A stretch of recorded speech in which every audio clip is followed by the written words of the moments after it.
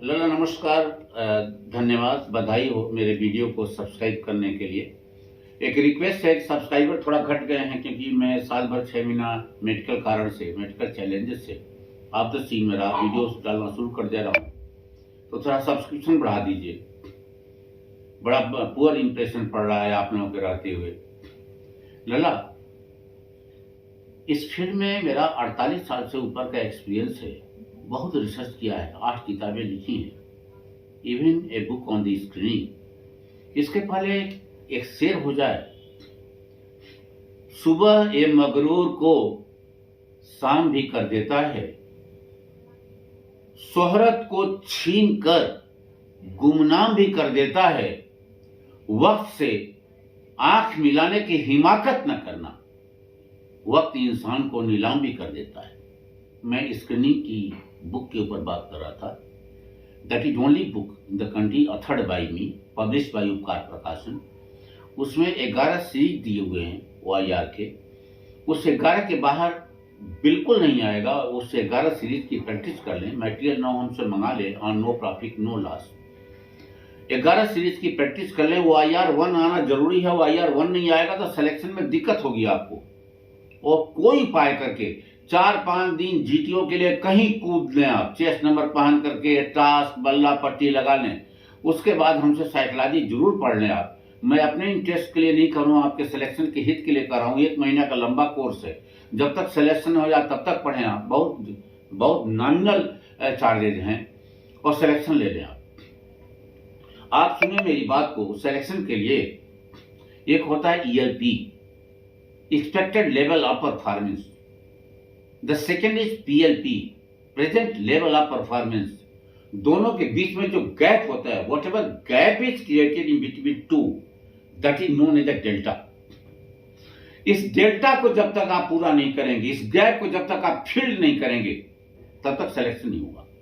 Gap fill होगा practice से, training से। इसका भी मेरे पास इंतजाम है। अफसर मेकिंग क्लासेज हैं, 1.5 से 2.5 घंटे का होता है। उसमें 9 सेशन होते हैं। 9 सेशन का बहुत ही रीजनेबल रेट है उसका, नो प्रॉफिट नो लॉस पर। क्योंकि पूरे कंट्री में जब से ये सिस्टम रिवाइव हुआ है 1939 में, तब से आज तक केवल 3.6% रिजल्ट है। इसीलिए है कि आप 14 दिन की कोचिंग लेके घर बैठ जाते हैं। डेल्टा को आप मालूम नहीं करते हैं गैप कितना है। जब गैप आपको मालूम हो जाए तभी तो ट्रेनिंग से उसको फिल करेंगे आप। फिलहाल मैं आता हूं, साइकोलॉजी पढ़ाता हूं। मैं स्टोरी इनवाइट कर रहा हूं, अपनी स्टोरी भेजिए, मैं उसको इंटरप्रेट कर लूं। कोई पाए करके मुझसे पढ़ लीजिए। मेरे पास गौरी शंकर की स्टोरी आई है। 2 स्टोरीज हैं। सीन केवल हॉस्पिटल सीन है। हॉस्पिटल सीन में 1 minute,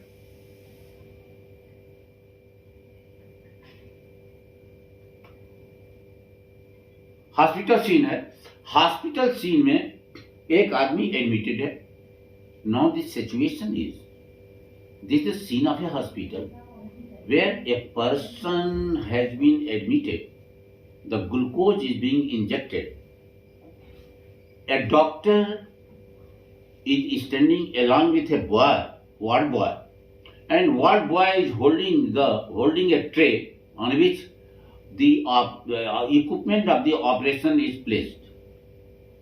The man who is an attendant, मैं यहां पर इमोशनल कोटिएंट पर जा रहा हूं। जो पेशेंट और अटेंडेंट के बीच में रिलेशन है, मैं आ रहा EQ पर, क्योंकि सिलेक्शन के लिए 4 कंपोनेंट की आवश्यकता है।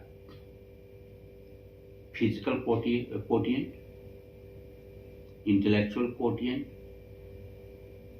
वैल्यू कोटिएंट और इमोशनल कोटिएंट।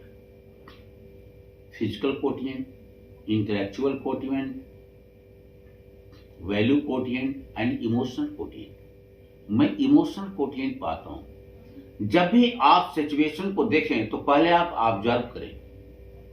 ऑब्जर्व करने के बाद परसीव करें। Perception comes later, first comes the observation.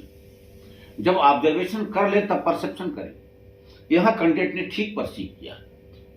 जिस प्रकार से कैंडिडेट अटेंड कर रहा है, जिस प्रकार से कैंडिडेट अटेंड कर रहा है, उस प्रकार से लग रहा है कि वो पेशेंट के कितना क्लोज है।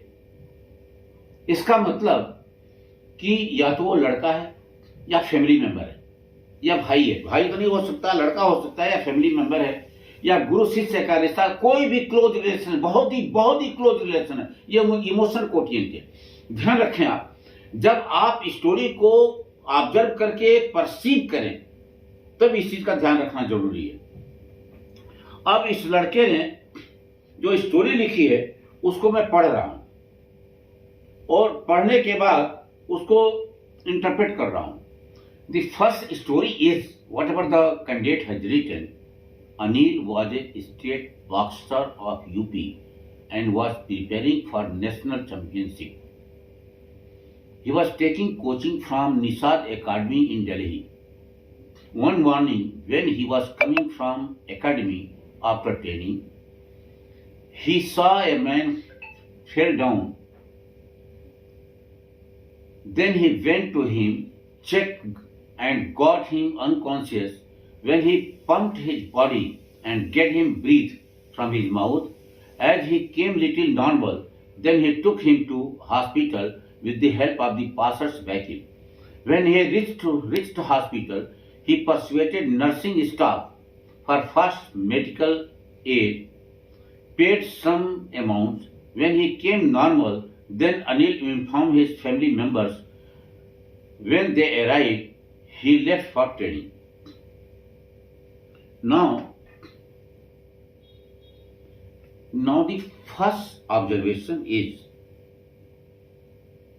hero should be taken from the active life, not from the passive life. What is the difference between active and passive life is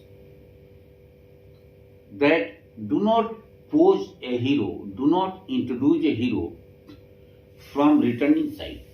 When he is returning, going to market, coming back from the school, in spite of writing this, bring him or introduce him from the active field, like going to the training,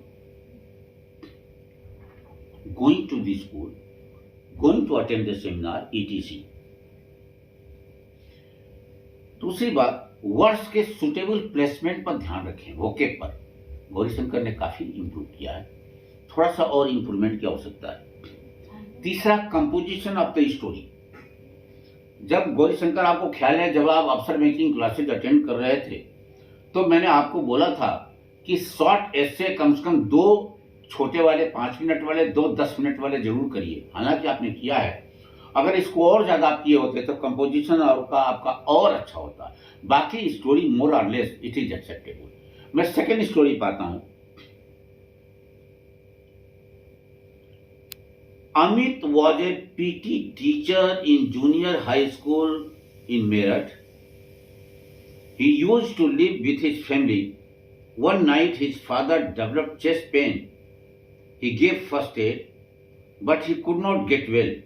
He took him to hospital. He requested medical staff for quick medical. Doctor prescribed some medicines which he brought from other medical store. Within 3 hours, his father came normal. Doctor gave 5 days medicine and advised to do exercise every morning. Then they left for home.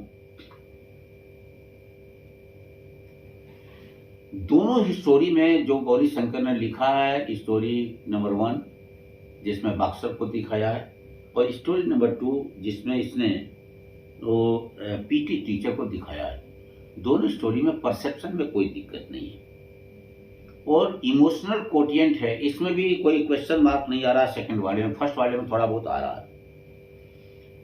और यहां भी hero is not from the active life. Story में लला unwanted detail नहीं होनी चाहिए, like he used to live with his family.